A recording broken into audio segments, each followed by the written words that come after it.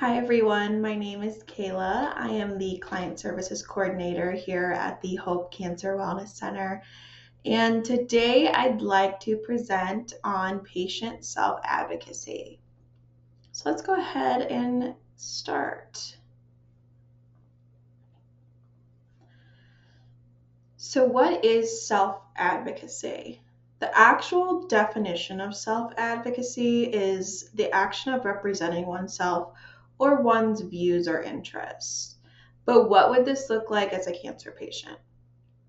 Taking control, knowing your rights, effective communication, seeking information, building connections, and navigating the system. It's really just showing up for yourself because this is your journey. So why is it important? Why is it important that I advocate for myself? With any diagnosis, it's important that you use your voice, you ask questions, and take an active role in your care. So what results will this likely entail?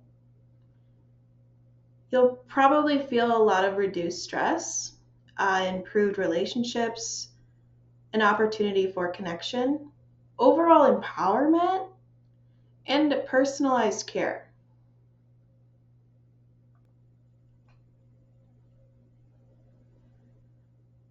So when it comes to communication styles, when practicing self-advocacy, your choice of communication style is crucial when expressing your needs, your thoughts, and feelings with, for example, your caregivers or your medical team. There are 4 different communication styles. There's passive, aggressive, passive-aggressive, and assertive. So passive is usually presented as avoidant. These individuals will not express their needs and prioritize the comfort of others over their own. Aggressively communicating individuals are often forceful and hostile. They disregard others' feelings and prioritize their own in a disrespectful manner. And passive aggressive is when both elements of passive and aggressive are combined. You see this through sarcasm or procrastination, more hostility. And assertive is that sweet spot that you want to be when expressing your needs. This communication style is direct, respectful, and prioritizes your needs while maintaining empathy for the other party involved. So consider your tone, your body language, and your use of words. Focus on using a steady tone, speaking clearly and calmly, just as I am now. Using I statements to express your needs. I feel as, I'm not comfortable with, I'm needing this. Set boundaries. Say no firmly with respect. And overall, just project an open and confident posture when communicating with your caregivers, loved ones, or your medical team. This can really help enhance that self-advocacy as a patient.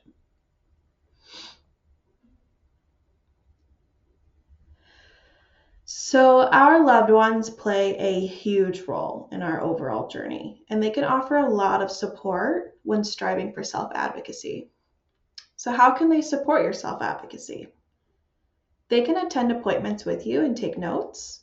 As counterintuitive as it may seem, they can even speak up for the patient if they hear something worth questioning. They have a different perspective when in those sessions or appointments with medical teams, so they may be able to catch on or pick up some things worth questioning that the patient might not notice. They can provide emotional support. They can educate themselves on your diagnosis and your treatment regimen. And overall, they can just encourage the patient to speak up for themselves. All of that is huge in supporting your journey to self-advocacy.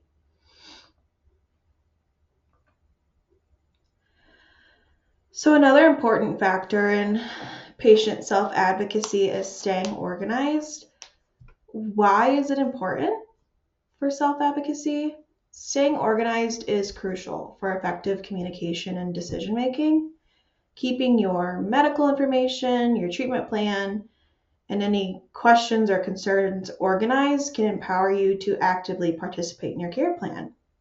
So some examples of staying organized: create a medical binder or a folder, create a new email for your care plan specifically, track your appointments and treatment schedules, whether through calendars or planners, physical, or you can even get them on your smartphone. Record your medication log, or you can get a pill organizer. And you'll want to track your symptoms and side effects. And all of this is really going to help in your future medical appointments, or when expressing concerns and questions in the future, you'll have something to refer to.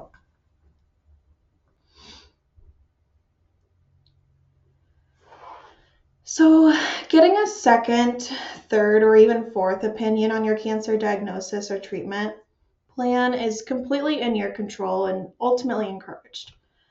Ask yourself these questions. Were you diagnosed with a rare cancer? Does your doctor not have a lot of experience with this cancer? Have you received several different recommendations? Are you not comfortable with your current treatment plan? Are you maybe even considering holistic methods?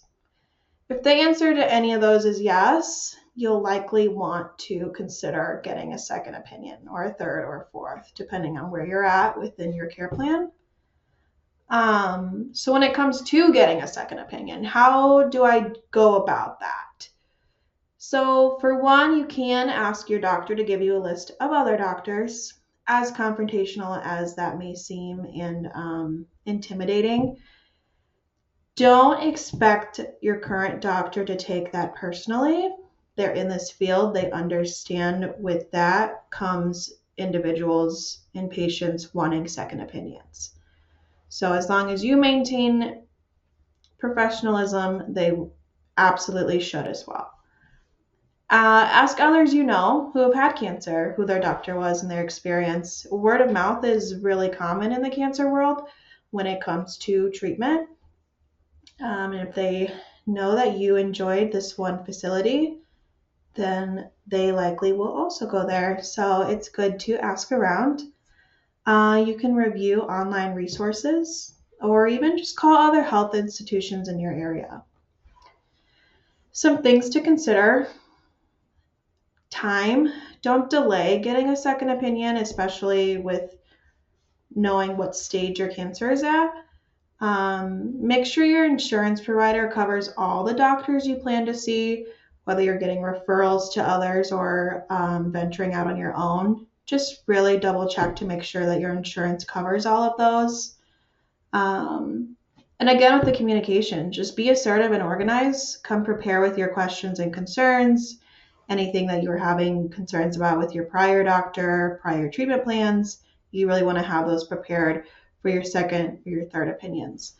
And then travel as well. You may have to travel further for a second opinion, so just add that into the consideration process as well. And lastly, needing extra support. How can you advocate for yourself if you need extra support? Recognizing the need for extra support is empowering. It takes a village. Some ways to get extra support: you may need a designated caregiver.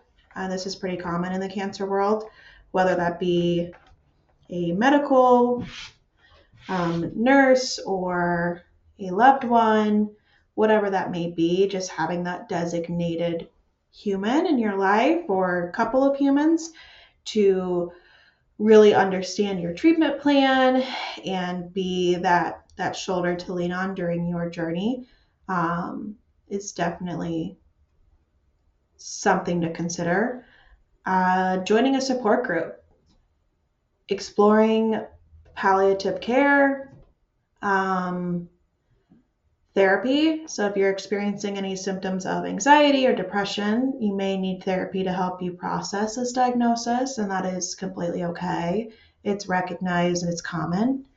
Um, Another one, just taking yoga classes. It's not only good for your physical health, but it's also good for your mental well being throughout your journey. And overall, these classes are an opportunity for connection with others as well. So these are the sources I use today. And from diagnosis through recovery, the Hope Cancer Wellness Center is here to support you. We offer cancer patients free educational, socially engaging, and supportive services, all free of cost. Let us support you. Give us a call, and thank you for joining me today.